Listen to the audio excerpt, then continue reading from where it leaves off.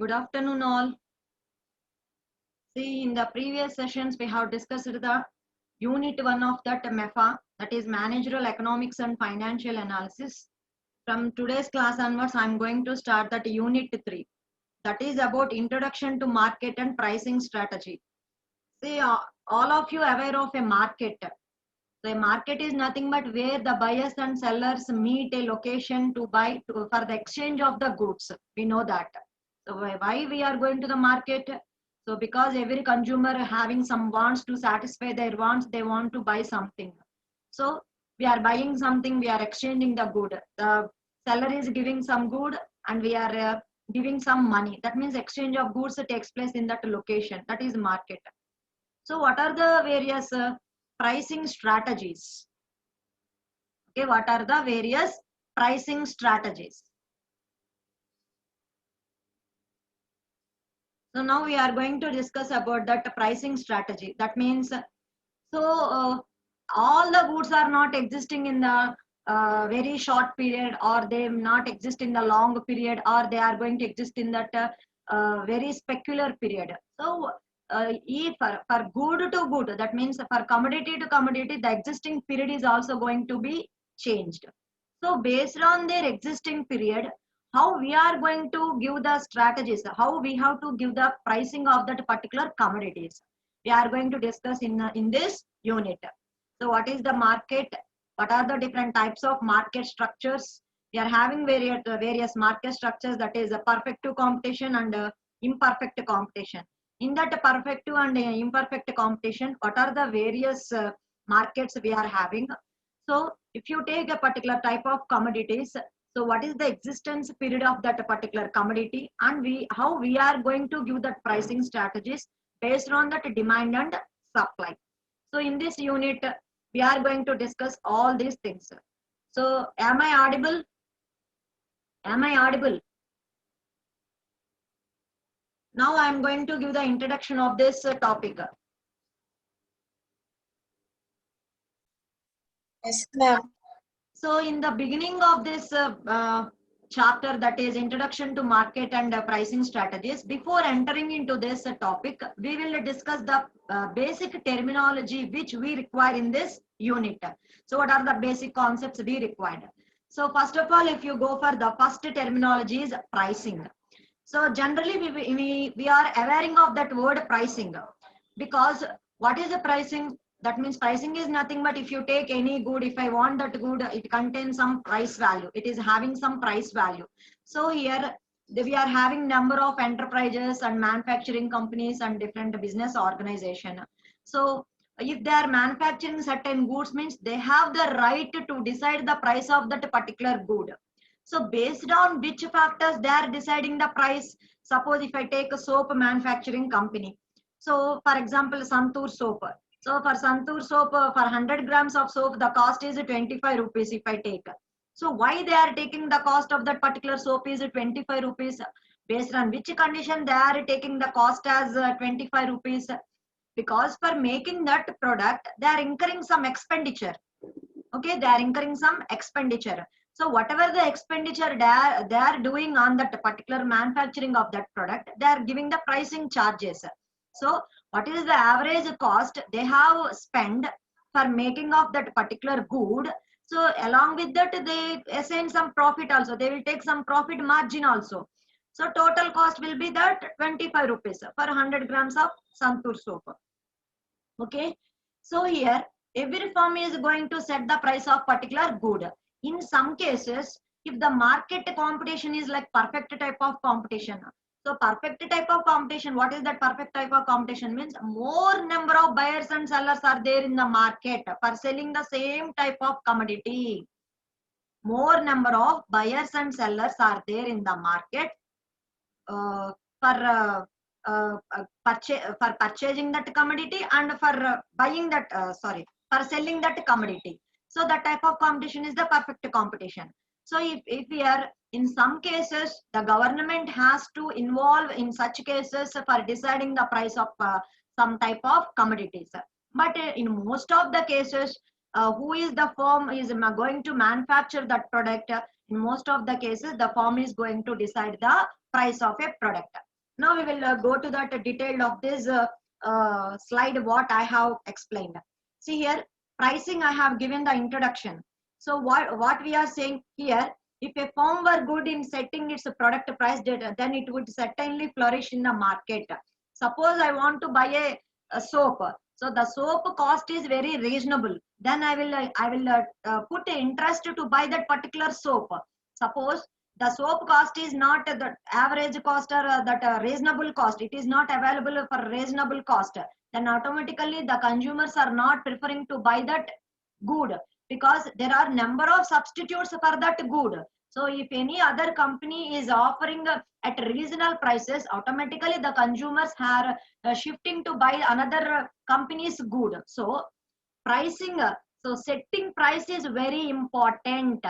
Each and every firm has they must set the price of its product in a better way, so then only it will exist in the market. So if a firm were good in setting its product price, then it would certainly flourish in the market, then will automatically they can increase their sales. So that is the meaning of this one. Why? Because the price is a parameter that exerts direct influence on the products. So whatever the price you are imposing on the product, it is the important parameter, because it influences the direct influences on the product demand. Suppose you are you are charging a price of that particular product is very high, because as the price is very high, the demand for that product automatically going to be reduced. So when the demand of that particular X product is going to be decreased, means automatically sales of that particular company is going to be decreased. Sales are going to be decreased, means the profits are going to be decreased. So the company will went into a situation of losses. So setting of price is very much important, because it is the very important parameter which exerts a direct influence on the product's demand, because it influences the demand. So as well as on its supply. Just now I have explained. So if the demand is reduced, means the supply, automatically the supply is going to be affected. So leading its firm's turnover and profit. So if you are going to better, you have whatever the price you have decided, or whatever the price you have set for your product, if that price is good price, that is a average price or a reasonable price, then the firm's turnover will going to be increased, then the firm will be turned into a profit way, the firm will run in a profit. So here, so whoever the whatever the firm or business organization we are considering, every manager in that firm, they are in a position, what is the price we have to set for a particular product. So every manager endeavors to find the price which would best meet the firm's objective. So whatever the price, see here, that's why to reach the company's objectives, the manager would find a good price for setting the price of that particular product. This is about the pricing. So how can you define a price? So what is the definition we can give for a price? So this denotes the exchange value of a unit of good expressed in terms of money. That means a company is selling its product.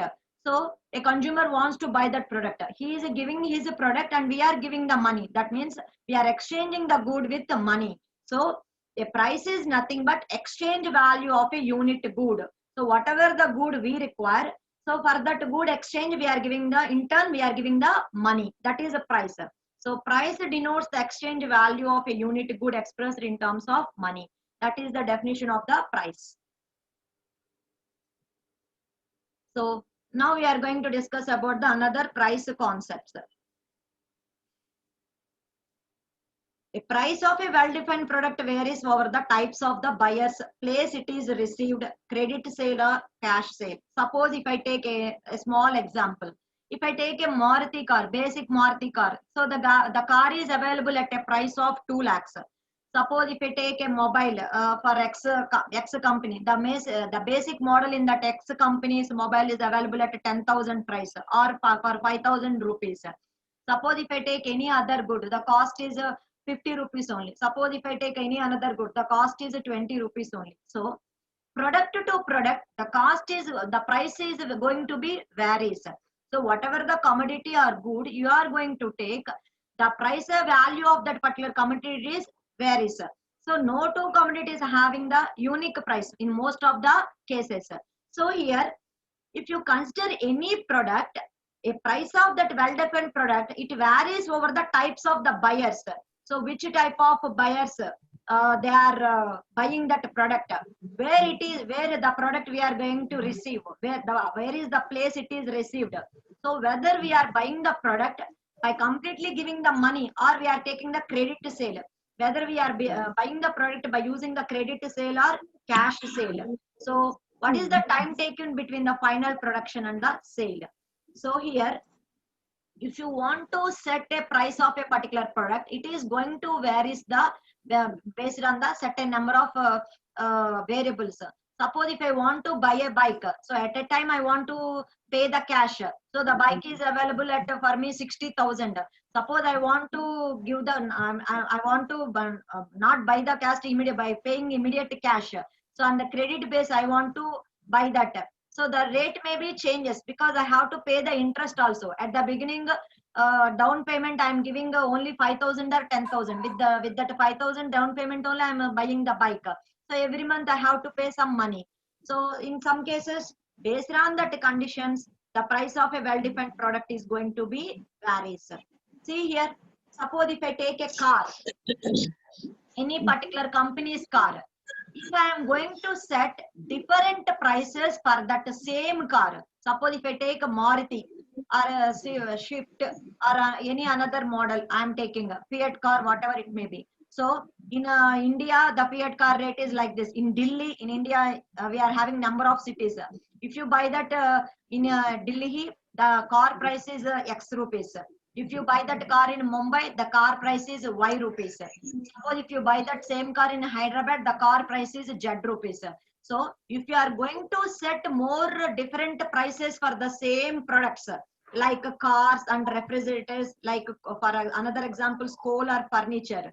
So it will take a significance, a serious significance, because they are all costly products. So for those costly products, if you are varying the prices very differently in a different location, it is going to be affect more.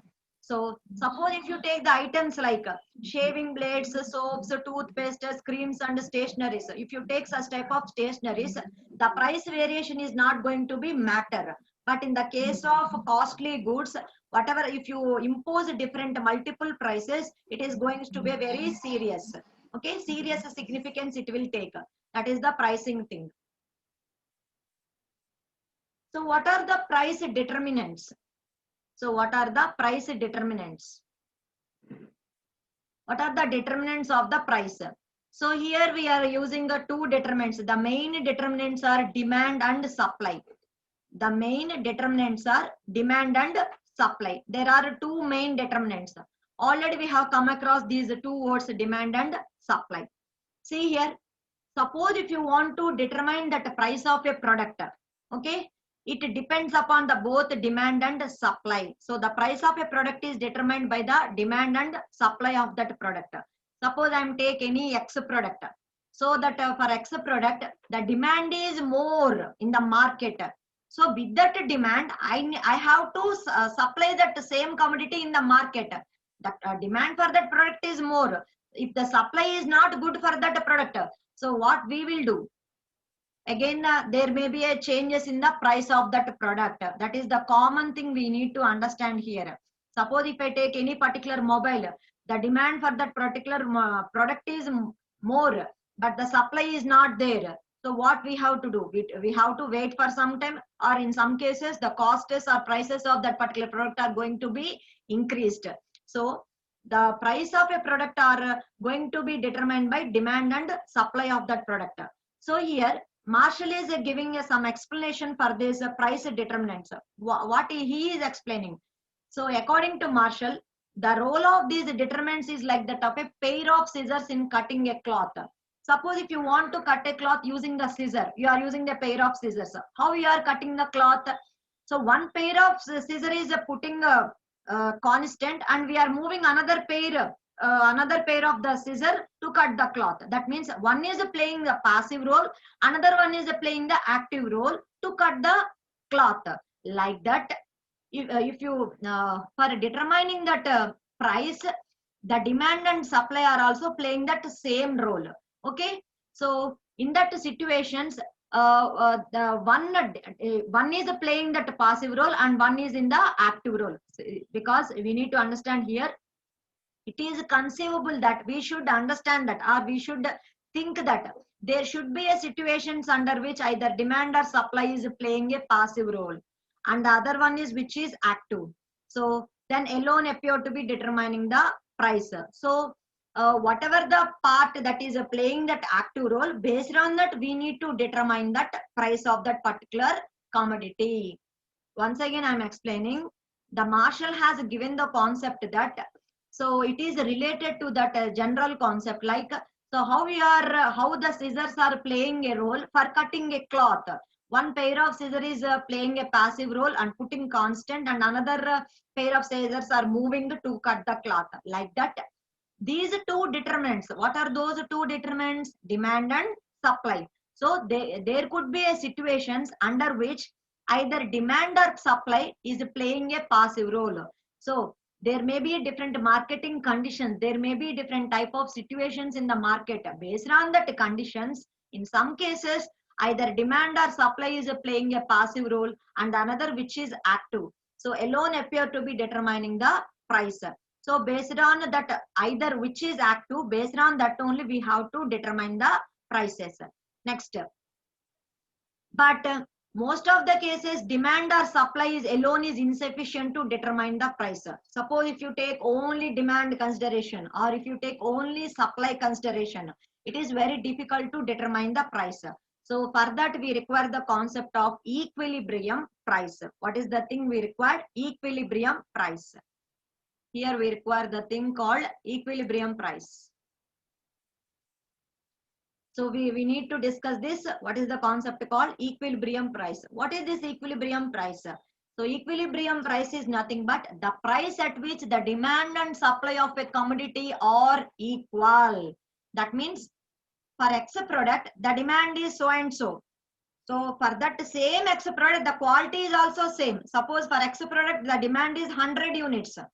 The company's supply is also 100 units. So so what is the demand? We are having 100 units. The supply is also 100 units. So that price level is called that equilibrium price.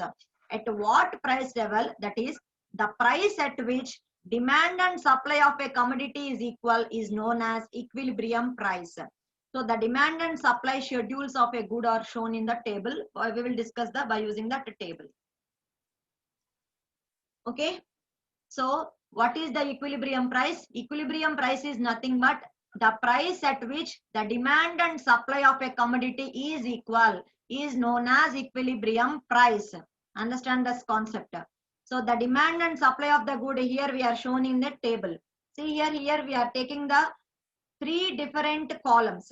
One is the price column, because for that price we require the two determinants. One is the demand determinant and another one is the supply determinant. Suppose the commodity price is 50, the demand is 100 only, but the company's supply is 200, because we are having a supply of 200 items, but the demand is in the market is 100 only. 100 items are they are not, we are not using 100 are like sitting like that only. Okay, so 100 units, extra units are there here. Suppose if the price of that commodity is 40, here the demand increased. Observe a thing. So when you are decreasing the price, the commodity's demand is increased 120, but that supply is 180. Again, there is a difference between demand and the supply. Again, 60 items are sitting calmly. Next, again the price is 30, the demand is 50 and the supply is 50. So here if you observe, whenever the price is setting 30 rupees, the market demand is 150 units, the firm is also supplying 150 units. Here in this location, what we have observed,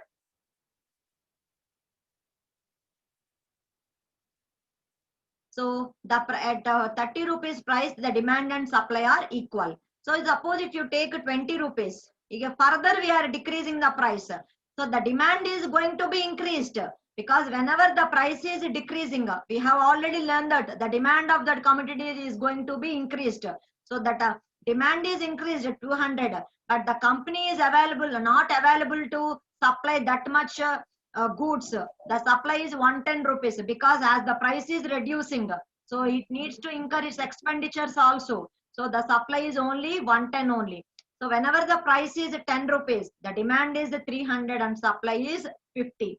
So if you all observe all these things, so what is the equilibrium price we can set here? The rupees 30. So of the 5 possible prices we have seen in the above example, we have taken different 5 prices. What are the different 5 prices? 50, 40, 30, 20, 10, like that, different 5 prices we have taken. So if you set the price of that commodity 30 rupees, it would be the market clearing price. That means whatever that supply is there, total supply will be used in that demand, because that product demand is also equal to that supply. So it would be the market clearing price. No other price could prevail in the market. So if you take any other price, it is not sustaining in the market, because supply is more. The firm is going to be put in waste.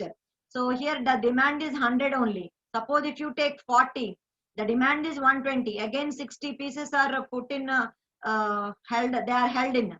So like that. So what is the best equilibrium price we are taking here? 30 rupees. So here this price is called the market clearing price. So each and every firm should put the price in a such a way that the demand and supply should be in a equal position. That price is called that equal price, equilibrium price. At the price 30 rupees, demand equals the supply, and thus both producer and consumers are satisfied.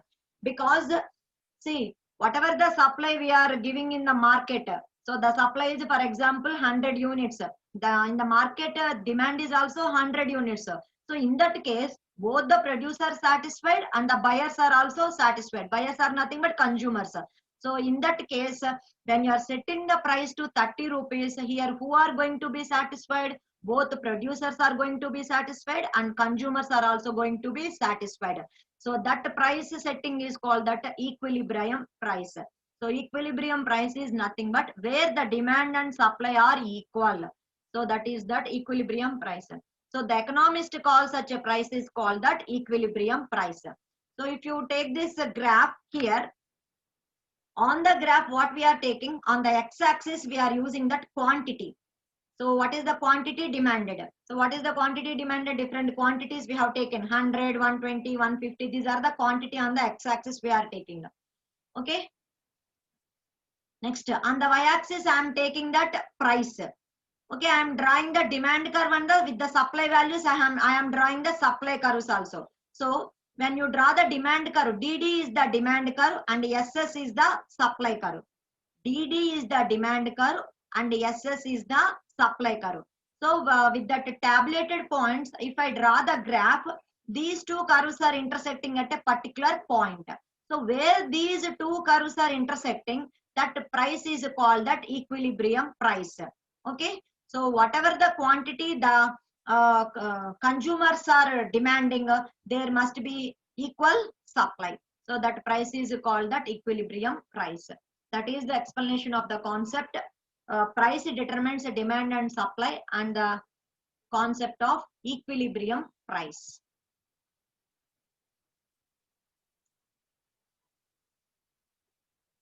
Okay. Now we are going to explain the another topic, market. We are going to explain the topic market. So what is the market? So with this we have explained some of the basic definitions which you require in that concept. Now we are further moving into the actual subject. So market, what is the market? So how you define a market? As you all know that a market is nothing but it is a place or it is a location where the buyers and sellers meet to exchange the goods and services. So not only a good exchange of good, some services also we are exchanging. We are going to a doctor we are getting some treatment, and for that treatment we are paying some money. Okay, such type of thing is called as service. Okay, so here a market is nothing but a simple definition. This is called a narrow concept. What I am given the definition, that concept is called the narrow concept, as we all know that. So it is a place where buyers and sellers meet. Why they are meeting? To exchange the goods and services. This is called the narrow concept. So what is the broad concept? So a market may also be defined as the demand made by a certain group of potential buyers for a good or service. Here, each and every consumer or each and every person, we will call the term as consumers in this subject. So each and every consumer have different types of wants. For satisfying or fulfilling their wants, they are buying so and so items. So suppose I want some daily needs, soaps, toothpaste, food items, like that I need some daily needs. So for these certain type of items, that the demand is made by certain group of potential buyers. We are buying some things, so we need the things. That's why we are making the demand. So many persons are wants to buy the certain things. So we are making demand for certain items. So for a good or service, this is also called market. This is called that broad concept, because we are using the terminology. We are buying certain things means we are interested to buy certain things means we are making demand for that certain things. Suppose if I want to buy Android mobile only, I'm making demand for Android mobile. So number of consumers are going to buy iPhones only means they are creating demand for iPhones. Okay, like that a certain group of potential buyers, they are creating demand for buying particular good or services. This is called the broad concept. Okay, so how the economist is going to describe a market? So according to this economist, how it is, he is going to define that market. So how the economist is going to define a market? It describe a market as a collection of buyers and sellers. Again, the economist is telling in our way only. So a market is nothing but there we will meet a number of buyers and sellers. So buyers are going to buy something and sellers are going to sell some commodities. So who transact over a particular product or class of products? Transact means they are doing the business. They are selling some items. So transact is used in the concept of a business. So for business purpose, they are doing some transactions. What type of transaction they are doing? They are selling the some things. So who transact over a particular product or product class? So this may be a housing market or clothing market, a grain market, whatever it may be, because each and every consumer require the things, basic needs, household things, clothing things, or grain things, whatever it may be. So they are doing some business. So who are the people we are meeting in the market? Buyers and sellers. Once again, economics is describing a market is a collection of whom? Collection of buyers and sellers. What they are doing? They are doing the business. So who transact? Transact is nothing but doing the business. So are selling. Who transact over a particular product? That means they are doing business with a particular product or product class. So what are those? This may be a housing market, clothing market, or the grain market. This is the definition of a market. So whatever the things I have explained, that is the definition of a market. In simple terms, I have to say it is a place where buyers and sellers are meet to exchange the goods and services. You can write in a simple words like that also. That is the thing. So here, for business purpose, we define a market as people or organizations. There are various definitions for this market. So if you consider the in which point of view, business point of view, how we are defining the market? Market means where the people are meeting. So market is referring as a people or organizations. So with wants to satisfy, money to spend, and the willingness to spend it. So I will explain this. Suppose I am going to market. Why I am going to market? I need something. I need to buy some shampoos. For buying shampoos, I am going to the market. So I want the shampoo. So I am going to buy in a particular shop. So here to satisfy my want, I'm going to buy that. So I'm going to spend some money because I'm having a want to buy a shampoo. So I want to spend the money. So I'm having the willingness to spend it. So because I want to satisfy my want. So this is the definition I have given in the demand. So for defining the demand, I have told you three things. Ability, you must have the want. First of all, if you want to buy anything, you must have a want. Okay, ability to spend the money and willingness to spend it. If the three things are satisfied, means you are creating a demand for that product. So for business people, we are defining market as a people or organization. They are having certain type of needs. So to satisfy their needs, they are spending some money and their willingness to spend it. Okay.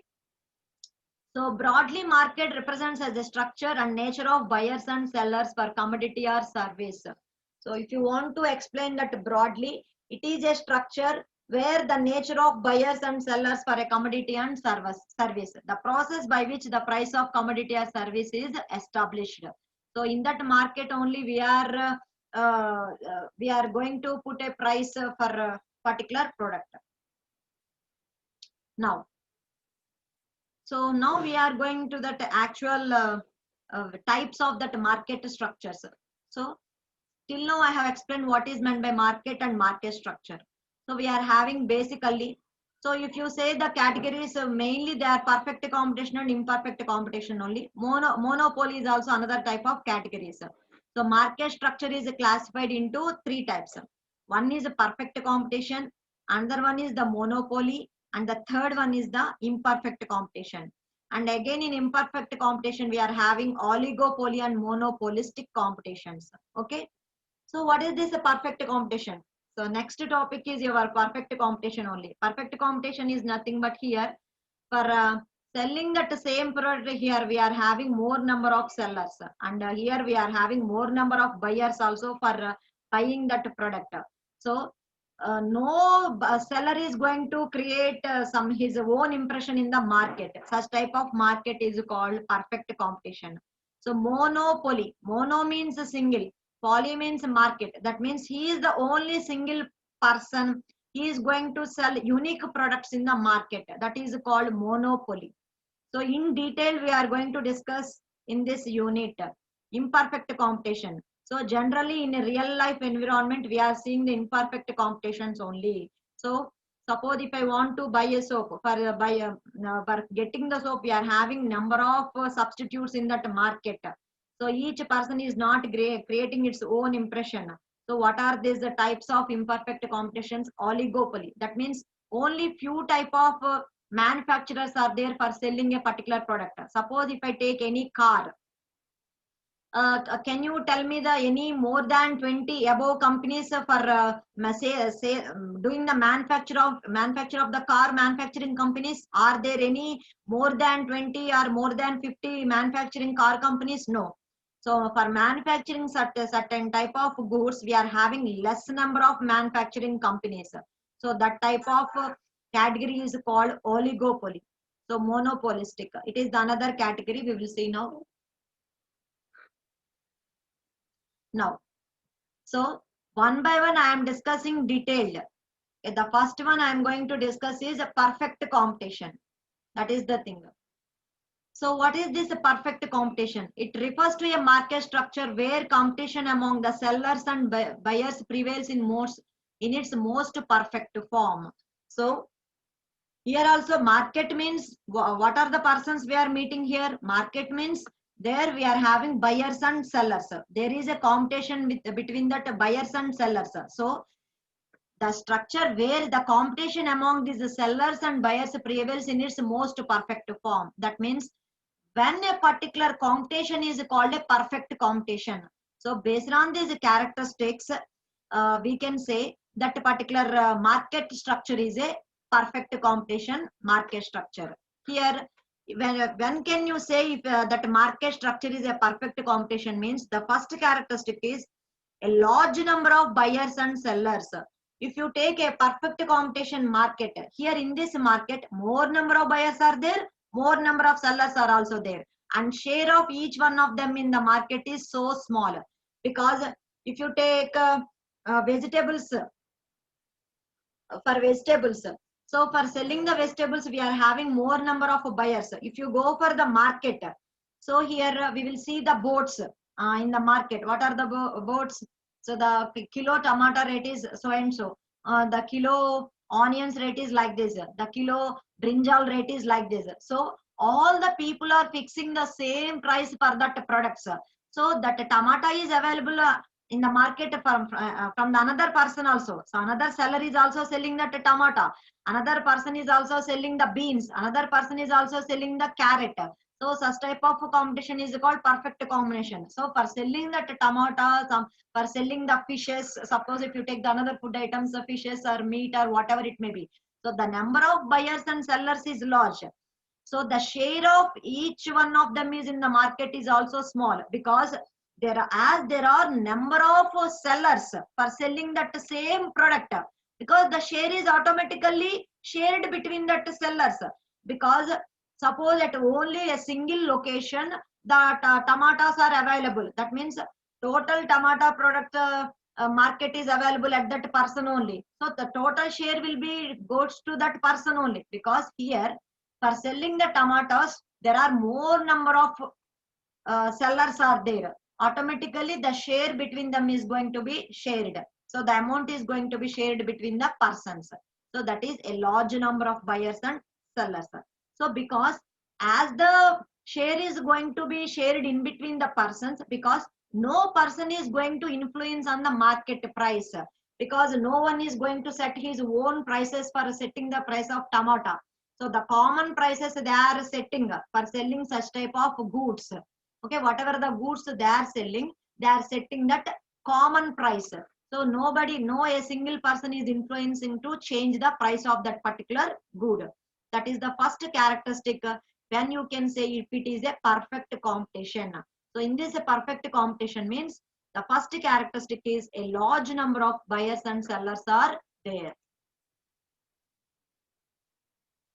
Next, the second characteristics, homogeneous product. So already I have told you. So there are number of sellers. All the sellers are having tomatoes, carrots, brinjals, beans, like that. See here, they are selling homogeneous product only. So same type of product they are selling. The product of each seller is totally undifferentiated from those of the others. See, whatever the tomatoes available at that particular seller X, the tomato are also same on that seller Y, because they are getting from that local market only, from the near places only they are getting that crop and they are selling in that market. So there are no variations in the tomatoes. Okay, all the tomatoes or all the vegetables which we are buying in the market from the different sellers, all are similar only, the products are homogeneous only. If you want to buy any organic type product, you have to go some another location. Okay, that market is entirely different. So the product of each seller is totally undifferentiated from those of the others. All are homogeneous only. So if it is a perfect competition means, what is the second characteristics it is required? Homogeneous product. So what is the thing we required here? Homogeneous product. What is the first thing I have already explained? A large number of buyers and sellers. Next, pre-entry and exit. Pre-entry and exit means, suppose I want to do market business, suppose I want to do vegetable business, so there are no some restrictions for me to oppose to for doing this vegetable purchasing, because I don't require so and so permissions from our so and so people. So it is easy to enter into that business and easy to exit from the business. Because if you take a perfect competition type of business, if any buyer and seller is free to enter or leave the market of the commodity. So here, so if I want to do that thing, there are no certain type of restrictions to enter into that market, or we can also freely exit from that market. So free entry and exit, that is the another characteristics of that perfect competition. So next, perfect knowledge. So all buyers and sellers have perfect knowledge about the market for the commodity, because the same product or homogeneous product is going to be available at that different sellers, because as there are more number of persons who are buying that same product. So here all are also, that means whoever the buyers are going to buy that product, they are having enough knowledge or perfect knowledge about that commodity in that market. So whatever the commodity available in that market, they are having the good knowledge about that commodity. Next, what is the another property characteristic? Indifference. So, sorry, indifference. So no buyer has a preference to buy from a particular seller and no seller to sell to a particular buyer. Indifference means, suppose I'm going to a market.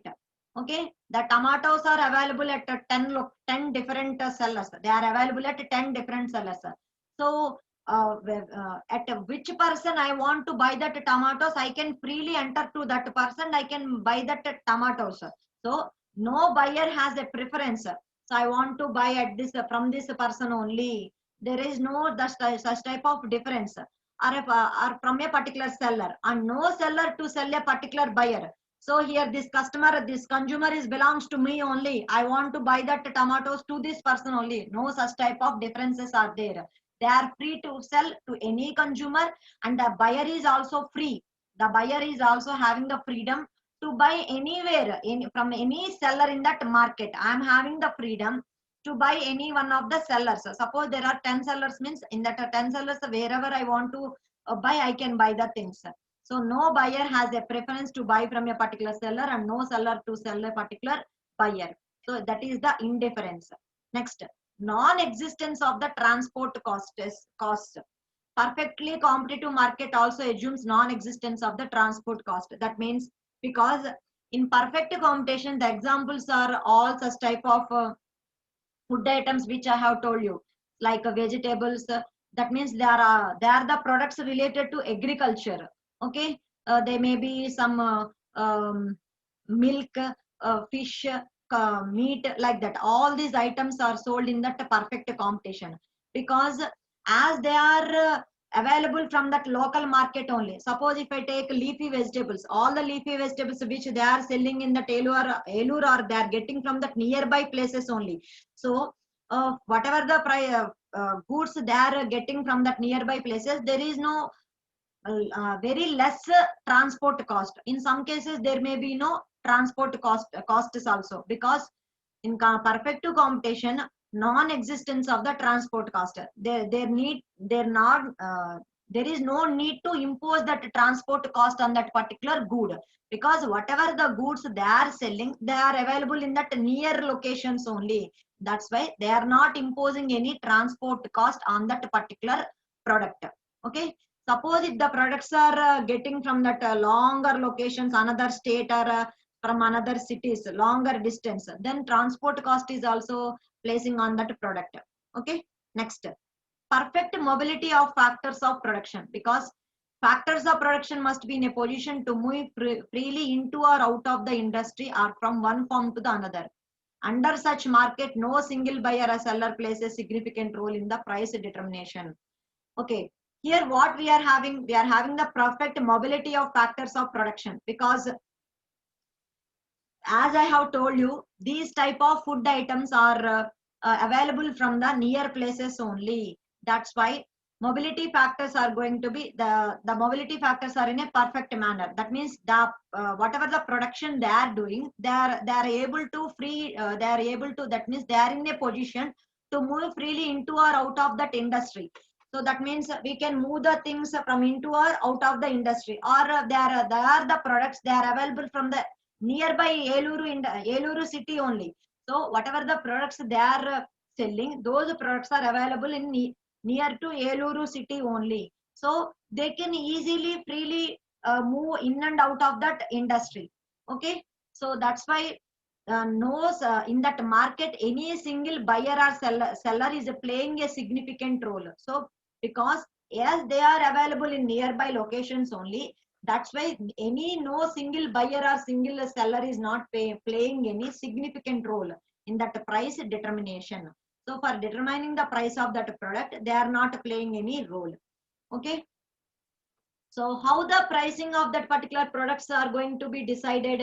Because here for selling that particular commodity, here we are not selling a unique product. We are not selling any unique products. We are selling the homogeneous products.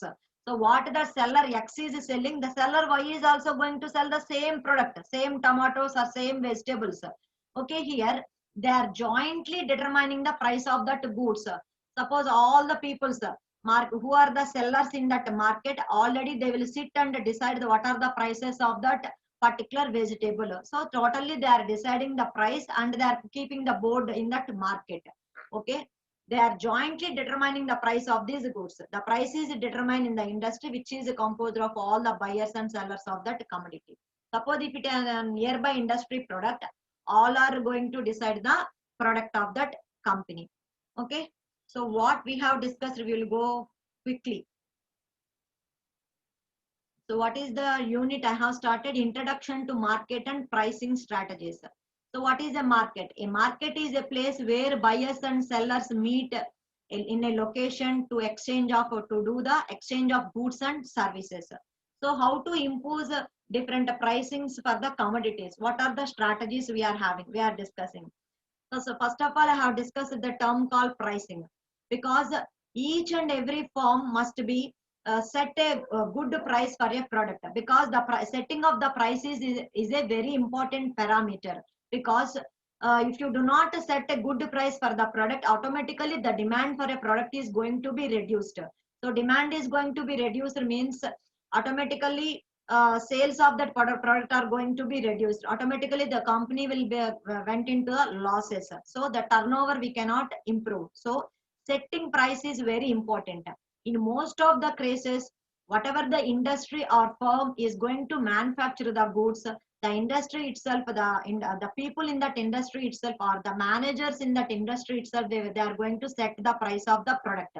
In very less cases, the government will involve in that situations to set the price of the product. This is the introduction I have told you at the beginning.